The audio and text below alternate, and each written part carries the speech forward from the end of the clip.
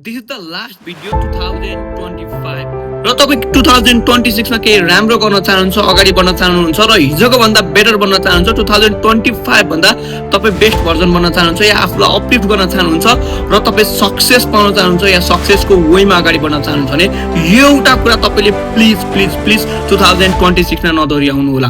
मैले पनि मेरो अर्लियर फेजमा अर्ली लाइफमा चाहिँ यो गल्ती गरेको थिएँ र म पछि निकै पछुताएको थिएँ।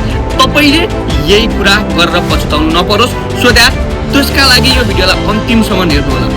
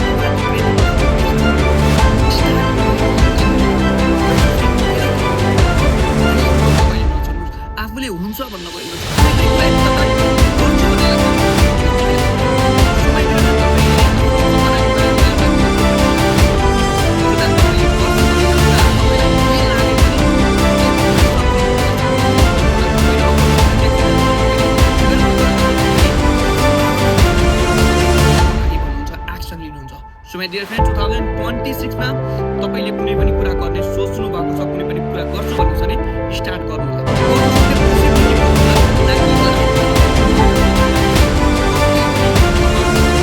हेर्न फ्याल्नु होला र यो एउटा कुरा तपाईले सधैँ आफ्नो दिमागमा राख्नु कि तपाई जे सोच्नुहुन्छ त्यो तपाईको रियालिटी बन्छ, त्यही कुराहरु देख्दै जानुहुन्छ। सो दैट तपाईले सोच्ने कुरा, तपाईले आफुलाई भन्ने कुरामा तपाई ध्यान दिनु होला। Keep working, keep dreaming. See you in next video.